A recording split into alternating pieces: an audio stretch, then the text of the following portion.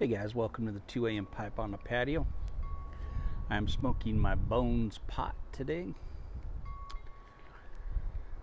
and in it I am smoking some Stokely PS41 Cube Cut Burley. I think I'm going to make this my Burley pipe from now on. My Peter Stokely PS41 Burley pipe. So yesterday I promised you guys I was going to tell you about the worst gig I ever did, my most embarrassing moment in my life. And indeed it was.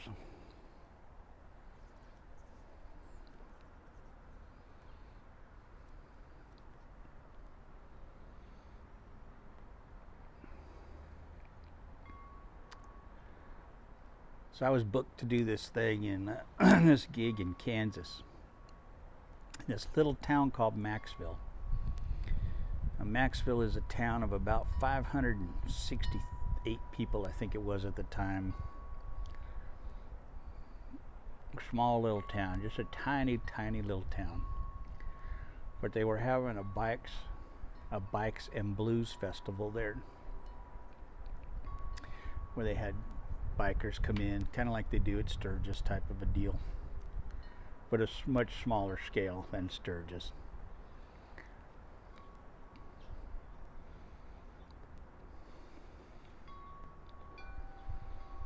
So the promoter who's putting it on, I had worked with him in Daytona Beach at the Daytona Beach Bike Week. I'd worked with him at Sturgis Bike Week.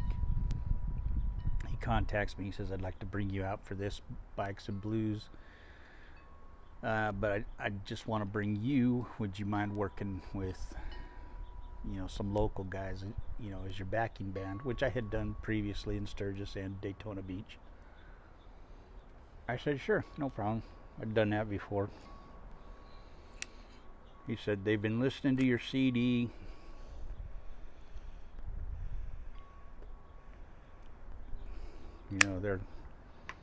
They're playing, listening to your stuff. They'll be good to go." I'm like, "All right, no problem." So I fly out there. I fly into Wichita.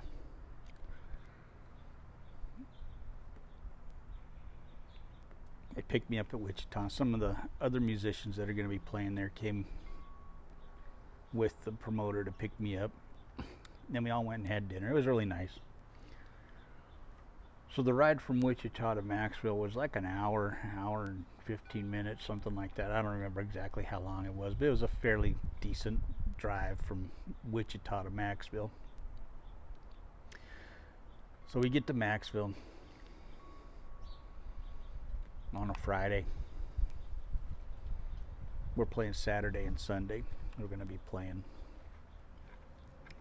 So Saturday rolls around. We get to the venue where we're going to play. I meet the guys I'm playing with. I talk to them. We go over the songs. There were a couple songs they weren't comfortable doing from the CD, and I'm like, fine. I wouldn't do those anyway. I wouldn't throw you into those songs.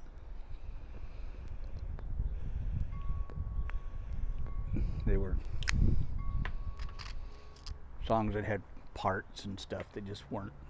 So I said, we're just going to play the straight ahead blues stuff. We're just going to go in there and just have some fun, play straight blues. They're like, fine, no problem, we're on, let's do it. So we get up and do a little rehearsal. We go over beginnings and endings, which is what you got to have down. Everything in between, you can just kind of wing it. So we get up for the first song, and it's just a straight blues tune, 12-bar blues. It's like Blues 101 type stuff, and we get playing. It's 3 chords and the truth, and it's pretty rough. And I'm thinking, okay, it's nerves. Guys are nervous. Yeah, no problem. So the next song I call out is a blues shuffle. It's a easy shuffle in the key of A.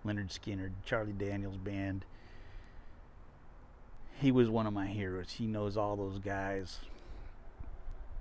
Larry Howard was a good friend of mine, and we had played many gigs together over the years and had a lot of fun together. But as I'm going off the stage, I don't want to talk to anybody, man. I just, I'm embarrassed. I'm sweating, just sweat dripping off of me. I look like a manatee that had just jumped out of the water. I'm just dripping wet. And I see Larry walking towards me, and I'm thinking, oh, no. And I'm thinking, okay, Larry's going to say something like, hey, man, you were a professional, you got through it, you did your job, you kept trudging along, and you got through it. Not Larry, no. Larry comes up to me and he says, and Larry's from Macon, Georgia. If you're going to have a conversation with Larry, you need to block off like a major portion of your day, because it's going to take a while. He just talks slow. He's got that slow Georgia drawl. So Larry walks towards me. I see him, and I stop at the edge of the stage where he's coming up, and he says, Johnny? And he just kind of looks at me. And he says,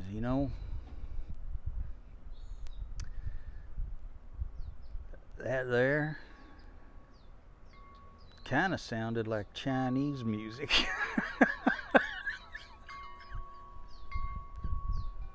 And I started laughing so hard. It was like the perfect thing to say. It was like a brother ragging on his brother. It was like, I'm not gonna sugarcoat this, man. You guys reeked. That was horrible. You sucked.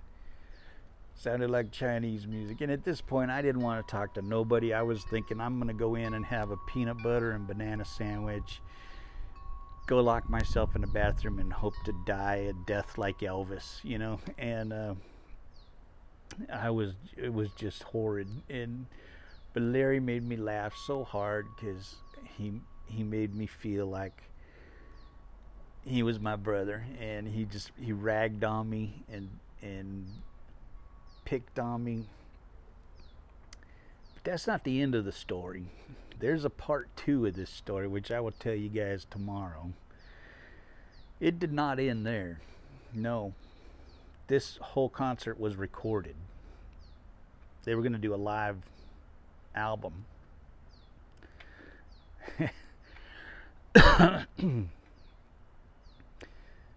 So, anyway, I will tell you part 2 of this tomorrow, but this was the most embarrassing moment of my life. I was just humiliated. My ego was crushed. It was, if I had ever thought of being a egotistical musician, this was the gig that ended that thought of ever entering my mind.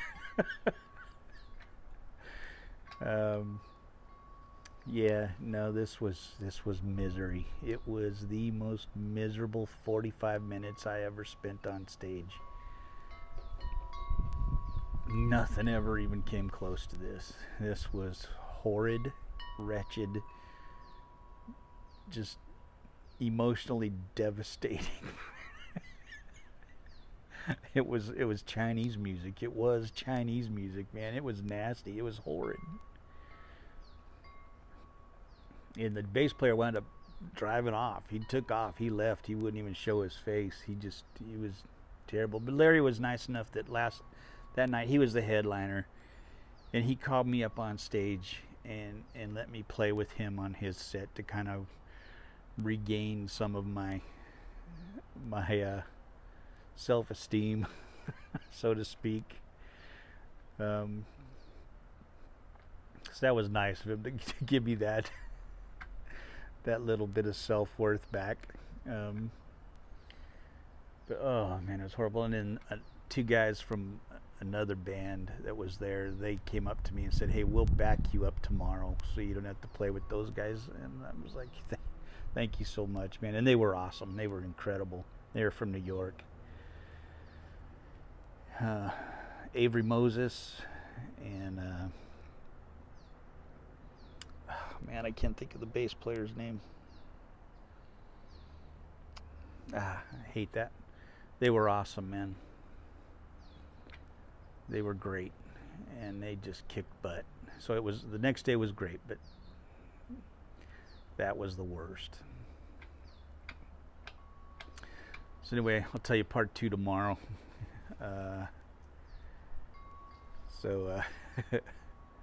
That was not fun. I'll talk to you guys later. Have a good one.